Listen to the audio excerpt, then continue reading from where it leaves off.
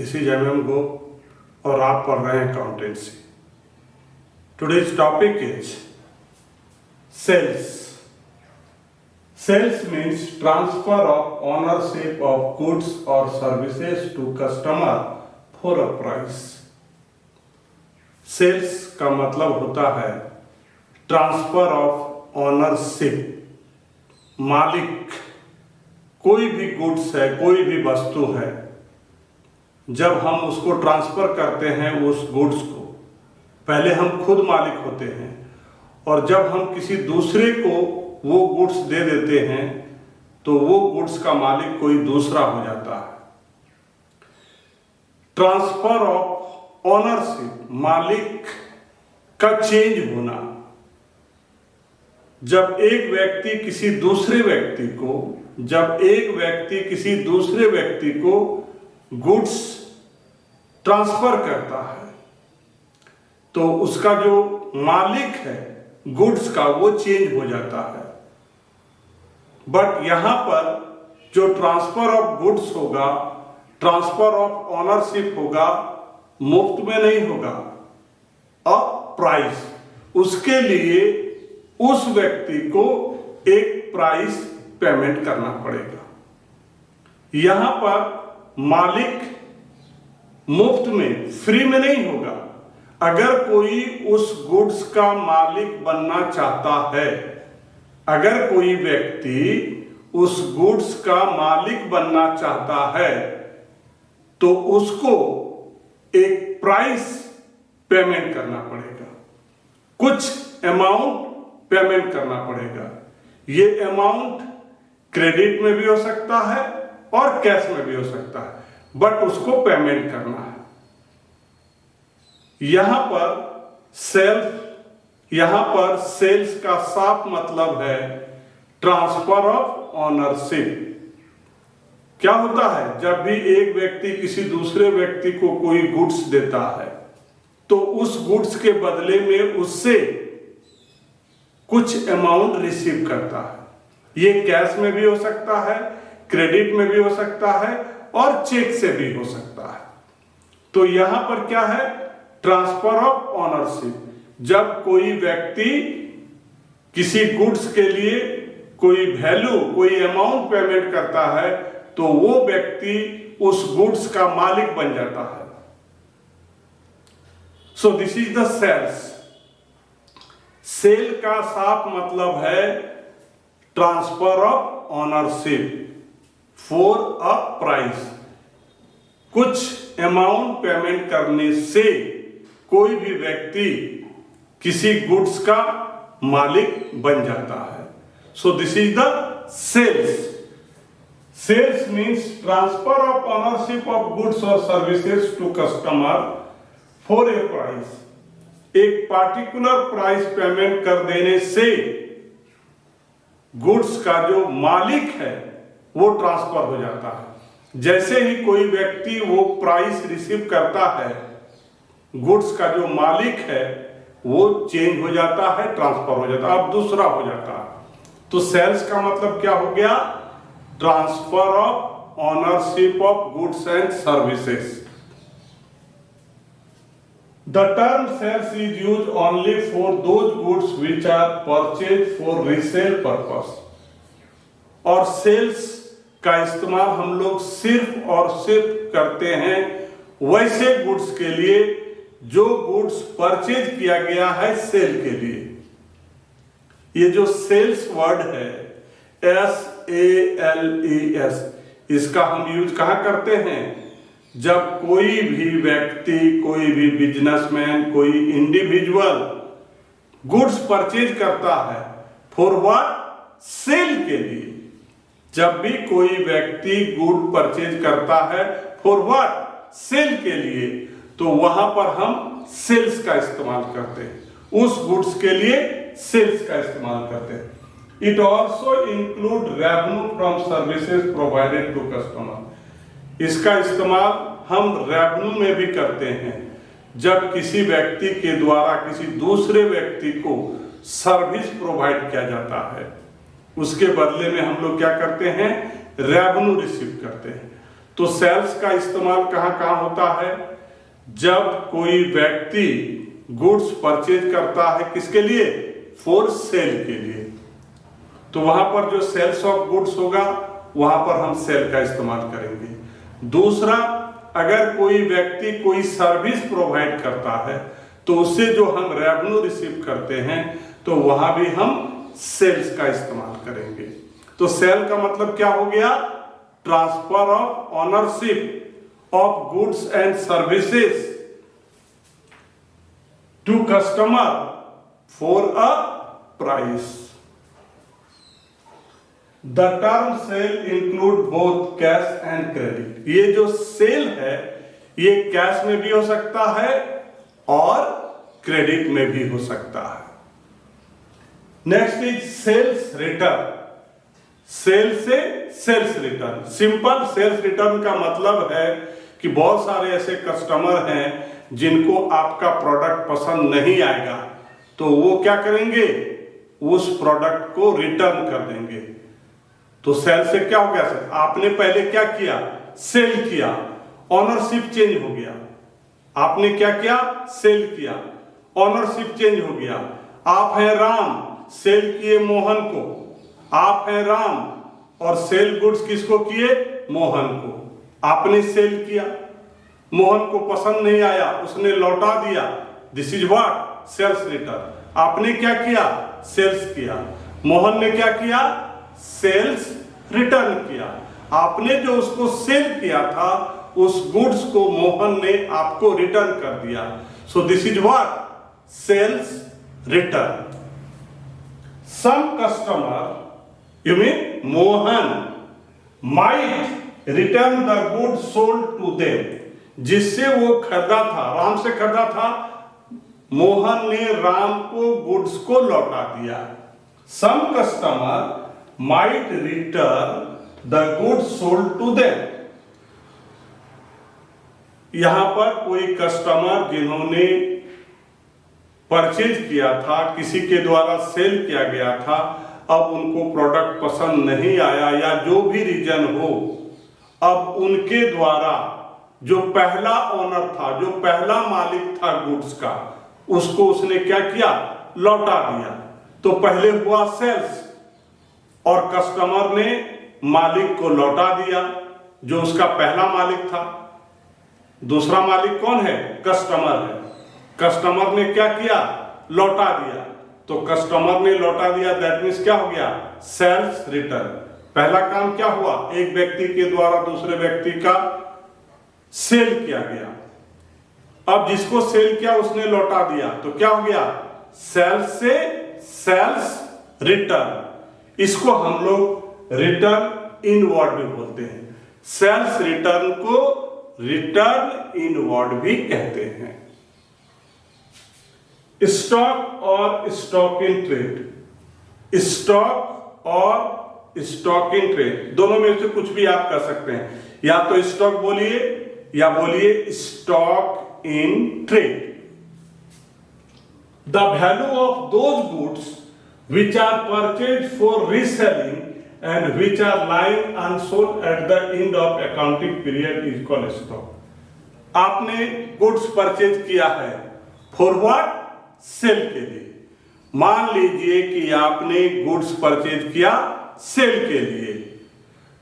कोई जरूरी नहीं है कि आपने जितना भी प्रोडक्ट, जितना भी गुड्स परचेज किया सेल के लिए, वो पूरे accounting year that means starting from 1 April to next year 31 March. जब भी हम अकाउंटिंग पीरियड की बात बोलते हैं तो आपके दिमाग में ये बात होनी चाहिए कि सर बात कर रहे हैं from 1 April to next year 31 March. This is called accounting year. तो अगर किसी व्यक्ति ने गुड परचेज किया फॉर व्हाट? सेल के लिए, बेचने के लिए उसने खरीदा। अब यहां पर कोई ऐसी बात नहीं है कि आपने जितना परचेज किया सेल के लिए वो सारा गुड्स आपका सेल हो जाएगा, नहीं। Some of the goods are being unsold. कुछ ऐसे भी गुड्स होंगे जो आपके अकाउंटिंग ईयर में you mean April 1 to next year 31 March क्या होगा? अनसोल्ड होगा, बच जाएगा, नहीं बिकेगा।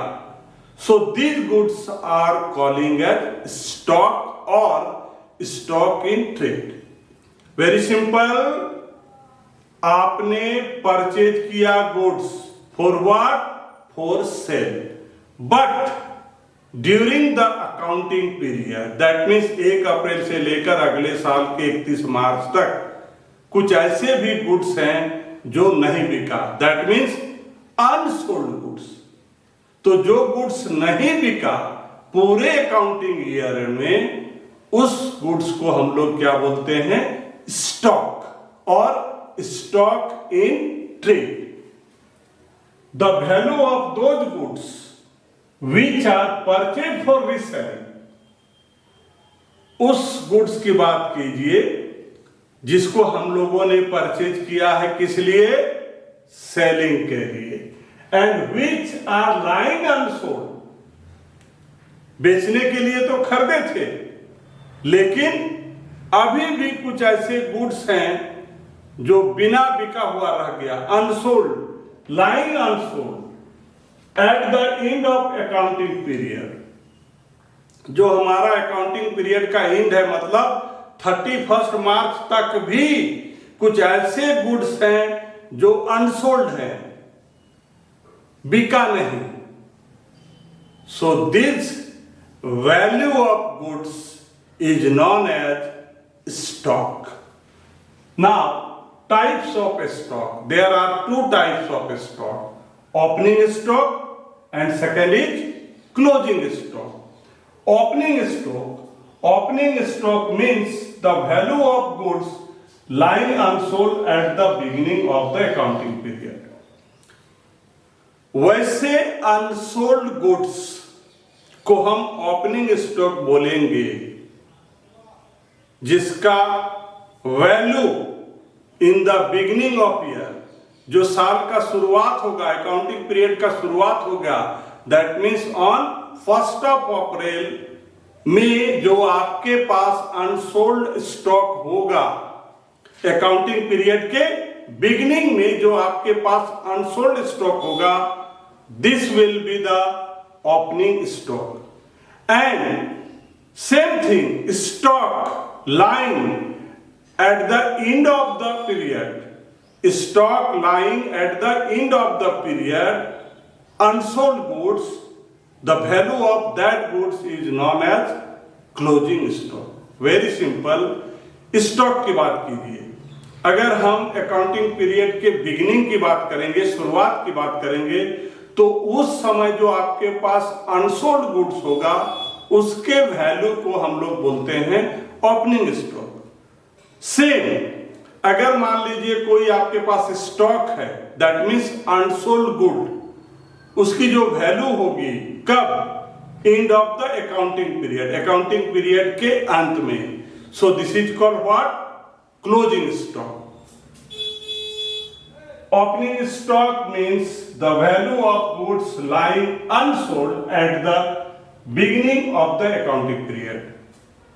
Closing stock, closing stock means the value of goods lying unsold, आपके पास अनसोल्ड होगा, वो जो अनसोल्ड गुड्स है उसका जो वैल्यू होगा कब? At the end of accounting period, accounting period के अंत में जो वैल्यू होगा वो क्लोजिंग स्टॉक होगा। और अनसोल्ड गुड्स का जो value beginning of the year होगा वो आपका क्या होगा? ओपनिंग स्टॉक होगा। Inventory. In case of a manufacturer, there are 4 types of inventory. Number 1, inventory of raw material. Number 2, inventory of work in progress. Number 3, inventory of finished goods. And number 4, inventory of stock in trade. First is inventory of raw material. Raw material purchased for using them in product manufacture but still lying unsold, this is inventory of raw material. Raw material purchase किया गया for what? For the product of new things. In the process of production, production के process में use करने के लिए raw material purchase किया गया, but still lying in the business, उसको खरीदा गया था for what, processing in production में, एक नए प्रोडक्ट को बनाने के लिए, still lying unsold unused, but business में वो अभी अनयूज्ड है। वैसे रॉ मटेरियल जिसका उद्देश्य था एक प्रोडक्ट बनाने के लिए, तो प्रोडक्ट बनाने के लिए हमने उसको परचेज किया, लेकिन क्या है, स्टिल अनयूज्ड।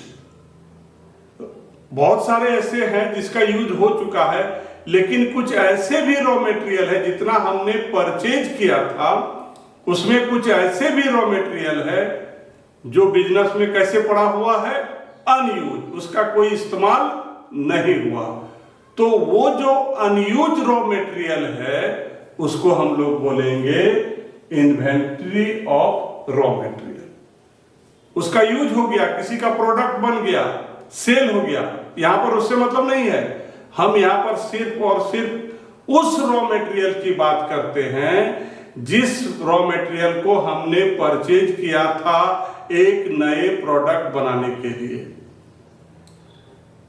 ऐसा भी हो सकता है कि हमने कुछ का प्रोडक्ट बनाया, लेकिन कुछ ऐसा भी रॉ मटेरियल है जो क्या है, अनयूज है, जिसका इस्तेमाल नहीं हुआ। तो वो जो अनयूज रॉ मटेरियल है उसको हम लोग बोलते हैं inventory of raw material. The second is inventory of work in progress. अब क्या है कि रॉ मटेरियल से हमने एक प्रोडक्ट बनाया, बट वो जो प्रोडक्ट है वो पूरा कंप्लीट नहीं बन पाया, तो इसको हम लोग बोलते हैं सेमी फिनिश्ड गुड्स। इसमें मेरा बहुत सारा एक्सपेंसेस आया है, रॉ मटेरियल है, लेबर है, इलेक्ट्रिसिटी है, बहुत सारा एक्सपेंडिचर इसमें आता। तो जब वैसे रॉ मटेरियल जिसको हमने परचेज किया था एक नए प्रोडक्ट बनाने के लिए, लेकिन जो भी हो किसी कारणवश अगर वो प्रोडक्ट पूरा नहीं बन पाया, दैट मीन्स उसमें अभी और भी प्रोसेस होगा, अभी उसमें और भी काम होगा, तब वो एक प्रोडक्ट बनेगा। तो इसको हम लोग सेमी फिनिश्ड गुड्स भी बोलते हैं। दैट मीन्स जो प्रोडक्ट हम लोग बनाना चाहते थे वो प्रोडक्ट कंप्लीट नहीं बना, बल्कि उसमें और भी कुछ काम करना है, तब जाकर के वो एक ऐसा प्रोडक्ट बनेगा जिसको हम सेल कर सकते हैं। तो हम यहां पर बात कर रहे हैं inventory of work in progress. Inventory of work in progress का मतलब है कि जो हम प्रोडक्ट बना रहे हैं वो प्रोडक्ट कंप्लीट तैयार नहीं हुआ जिसको हम सेल कर सकते हैं। Raw material are purchase for using them in the product manufacture, but the product is semi finished good for. Product हम बना रहे थे, लेकिन अभी प्रोडक्ट ये कंप्लीट पूरा तैयार नहीं हुआ जिसको हम सेल कर सकते हैं। Semi finished form, such goods need further processing for converting into, और इसमें अभी और भी आगे प्रोसेस करना है, तब जाकर के वो फिनिश गुड्स होगा, तैयार हो जाएगा जिसको हम सेल कर सकते हैं। This is inventory of work in, इसको हम लोग बोलते हैं inventory in work in progress. साधारण शब्दों में आप कह सकते हैं कि आप प्रोडक्ट बना रहे थे, रॉ मटेरियल तो आपने खरीद लिया, लेकिन जो प्रोडक्ट बना रहे थे वो कंप्लीट प्रोडक्ट नहीं बना, मतलब उसमें अभी और भी प्रोसेस करना बाकी है। तो ये जो मेरा सेमी फिनिश प्रोडक्ट तैयार हुआ, ये सेमी फिनिश प्रोडक्ट को हम लोग बोलते हैं inventory of work in progress. Number 3, inventory of finished goods. आपने प्रोडक्ट तैयार कर लिया है, पूरी तरह से तैयार कर लिया है, रॉ मटेरियल से आपने जो है प्रोडक्ट जो आप बनाना चाहते हैं वो कंप्लीट रेडी है फॉर सेल। तो ऐसे प्रोडक्ट को जो हमने कंप्लीट रेडी कर लिया है लेकिन जो अनसोल्ड रह गया है एंड ऑफ द ईयर में, अनसोल्ड बेचने के लिए तैयार है लेकिन कोई जरूरी नहीं है कि आपने प्रोडक्ट बना लिया तो प्रोडक्ट आपका सेल आउट हो जाएगा। तो वैसे भी फिनिश प्रोडक्ट जो आपने फिनिश हो गया, तैयार हो गया, आपने अभी वर्क इन प्रोग्रेस में क्या देखा, प्रोडक्ट रेडी नहीं था, बेचने के लिए रेडी नहीं था, लेकिन यहां पर क्या है, प्रोडक्ट आपका रेडी है, कंप्लीट है for sale, but still unsold, लेकिन अभी भी ये आपके पास है at the end of the period. So this is called inventory of finished goods, those goods which have been completely proceed and are ready for sale but are lying unsold at the end of accounting year. This is inventory of finished goods. Ready है, माल तैयार है लेकिन माल बिका नहीं, cell नहीं हुआ, अभी भी आपके पास है end of the accounting year. Accounting year starting from 1st of April to next year 31st March. Number 4, inventory of stock in trade.